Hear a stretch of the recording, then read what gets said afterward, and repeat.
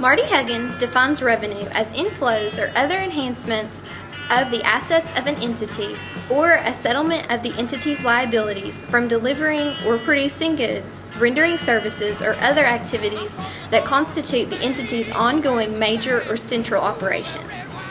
He firmly believes that revenue should be recognized when realized or realizable and when earned. His conservative values are deeply rooted in the rules-based accounting standards issued by the FASB. A vote for him is a vote for good, old-fashioned American accounting values.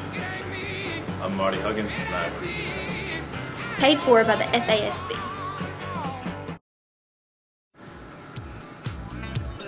Cam Brady defines revenue as the gross inflow of economic benefits during the period arising in the course of the ordinary activities of an entity when those inflows result in increases in equity other than increases related to contributions from equity participants.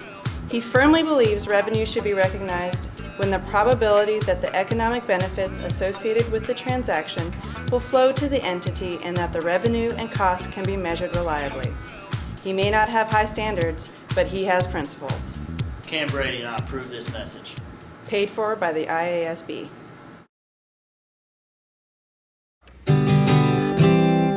Hi everybody, welcome back to the Nick Saban Show.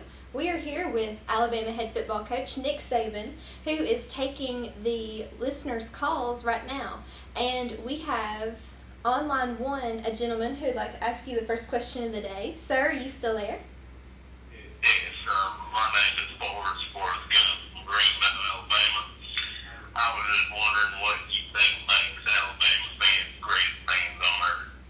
Well, that's a good question, Forrest. I think what makes Alabama fans so great, they're always there at the game. But I guess if you really think about it, what else are you going to do in Tuscaloosa or in Alabama? I don't even know why I live there. Dang, why did I move from Miami to Tuscaloosa? If I could do that one over again, I'd do it. But oh well, they paid me a lot of money, so that's why I'm here. Well, I appreciate your time. I'm a long-time listener, first-time caller. Much appreciated. Thank you, Forrest. Thank you. Good evening. I'm Ron Burgundy. And I'm Veronica Corningstone. We interrupt this regularly scheduled program to bring you the financial standards debate between GAAP and IFRS.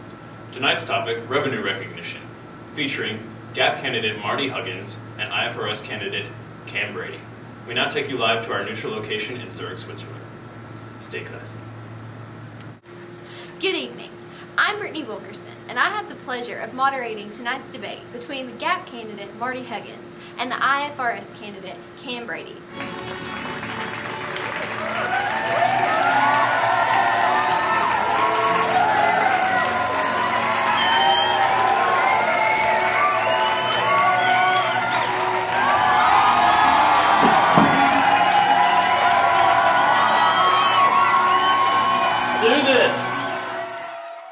Construction contracts are a large revenue source for many countries in our global economy. What methods do you believe should be permitted to recognize revenue from construction contracts? Well, I believe... No, I got this one. I believe you should prohibit the completed contract method altogether. You should utilize a revenue approach for percentage of completion, but prohibit the gross profit approach. Well, we allow both the completed contract and the percentage of completion method, and we actually utilize both the revenue approach and the gross profit approach under the percentage of completion. If your views are that off base, I'd love to hear what you think about what requires the combination and segmentation of contracts. Well, we permit that, but we don't require it as long as the economics of the transaction are reflected accurately. That's weird. We require a combination when the groups are negotiated as a package, and we require segmentation when the contracts are part of separate proposals. It's time to move on to the second question of tonight's debate. For this question, we'll go to Sarah in the audience. Yes, thank you. I was wondering, what do you think should be the starting point for measurement of barter transactions? I'll let you take this one since you rudely interrupted me on the first question. Hey, we started at the same time. You're the one that backed down. Why don't you take it? All right, in that case, U.S. GAAP requires companies to use the fair value of goods and services surrendered as the starting point for measurement.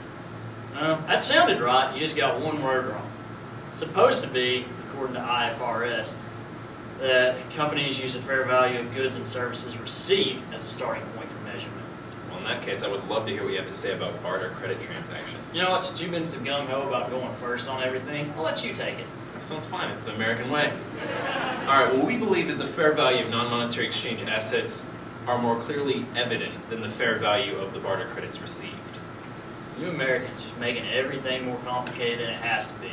IFRS, we don't have any specific guidance on that, because we don't think there should be any. We believe in rules. For even principles. You want to fight?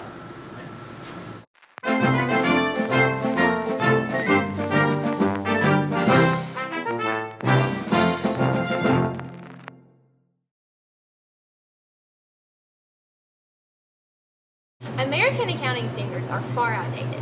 While the rest of the world surges ahead towards a brighter accounting future, American accounting standards just lag farther and farther behind. If we do nothing, it won't be long before Fortune 500 companies won't even be able to recognize revenue under stingy GAAP standards.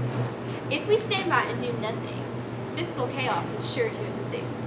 On November 7th, I'll be voting for Cam Brady and a change towards IFRS accounting standards.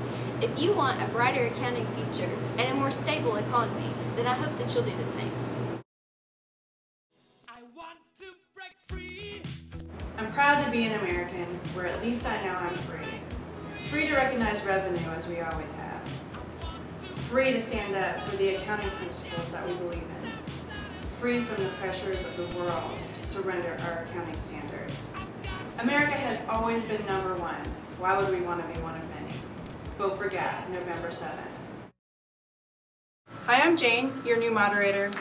Brittany, unfortunately, had a little accident during the brawl, so I will be asking the rest of the questions tonight. All right, your next question. Much like the election may be contingent on your performance tonight, many transactions are contingent on outside elements. When do you think revenue should be recognized with regard to contingent transactions? Well, we believe in US GAAP that assets and liabilities arising from contingencies should be measured at fair value if that is determinable during the measurement period. We think liabilities arising from contingencies are recognized at the acquisition date if there's a present obligation that arises from past events and the fair value can be measured reliably. Looks like I roughed you up a little bit here. You fixed your collar. You obviously don't know what you're doing. I think we're good. All right, we'll move on to discounting provisions.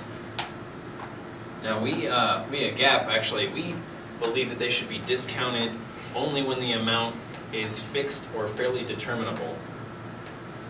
Is that all you got? Much. All right, Simplistic. Whatever. We think, in regard to discounting provisions, the provision should be recorded at the estimated amount to settle or transfer the obligation, taking into consideration the time value of money. You even know what that is, the time value of money? Actually, I do. When I was at the University of Tennessee, I took Susan Murphy's 301 class, and that's what we learned. They might actually teach y'all something in America. Yeah, we learned stuff in America. I thought y'all's education system was in crapper. We're number one. Really? You know what? We're getting off topic here. Foreigners. Alright, since we want to get back on topic, how do you think the measurement of provisions should go? Measurement of provisions? Well, we think the most likely outcome within range should be accrued. We think we should use the best estimate of the obligation. Alright, that's fine. Different strokes for different folks. I guess so. And we'll go to the audience for question number 4. Thank you, Jane. When do you all believe that revenue should be discounted to present value? IFRS, we believe that when you receive cash in the future, it must be discounted to present value. Well, we actually, GAAP required in very limited situations, only if the receivable is greater than 1 year. 1 year? Where do y'all get these numbers from? It's like 1 year this, 2 months that. I'd love to be in the room when y'all decide what these provisions are. I mean, how do you come up with this junk? We're intelligent.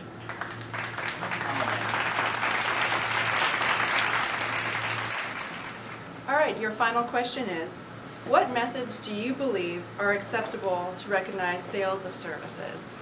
Take this one. Really? Finally being nice? That's how we do it in America. Me, I'm not. Alright, let's get this thing on. We believe at offers, you should require that service transactions be accounted for by the percentage of completion method, depending on the stage of completion of the service transaction. We also believe that revenue may be recognized on a straight line basis if the services are performed by an unknown number of acts over a specified period and no other method better represents the stage of completion. All right, well, we at US GAAP, we generally apply the proportional performance model, which is a lot like the percentage of completion method. And we also allow the completed performance model, a lot like the completed contract method. And we believe that revenue is recognized based on an obvious pattern. And if none exists, the straight line approach may be used to determine the amount of revenue recognized. So when do you think revenue should be deferred? We believe that revenue is deferred when service transactions cannot be measured reliably. Well, over here at IFRS, we think that revenue is deferred when the outcome of the transaction is so uncertainty that the recovery of expenses is not probable. That floats your boat. Better than what you got. I think GAAP speaks for itself. I think IFRS speaks for itself. It's a great comeback there, buddy. All right. Apparently international people can't think of comebacks. It's a pleasure.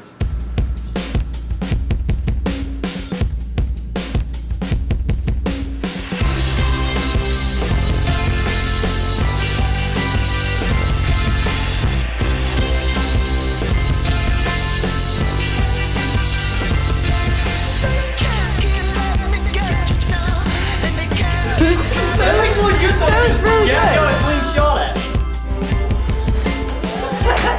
What's wrong? Are you laughing at me? Because I didn't know what was going on.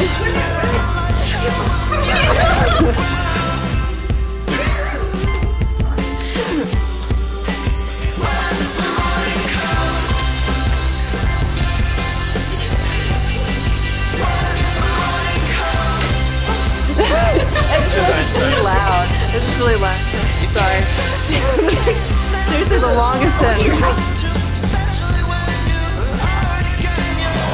It's okay. Said, I thought you said I have blood coming out of my nose. I was like, oh no. Okay. It's really loud.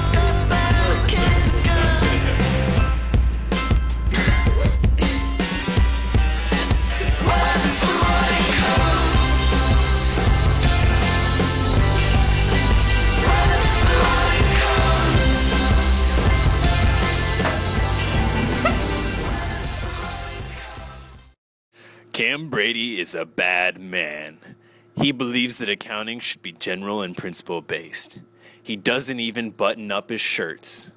And, let's not forget, he parties way too hard and can't be held accountable for his actions.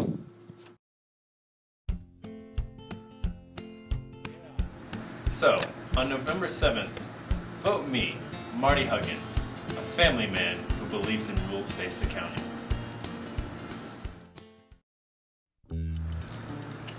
I'm Cam Brady. Whenever you go to the polls this week, you need to ask yourself a very serious question. Who do you want setting your accounting standards? Do you want it to be some lame old guy who buttons his shirt all the way to the top? Or do you want it to be me, Cam Brady, a man who plays by his own rules? I'm Cam Brady, and I approve this message.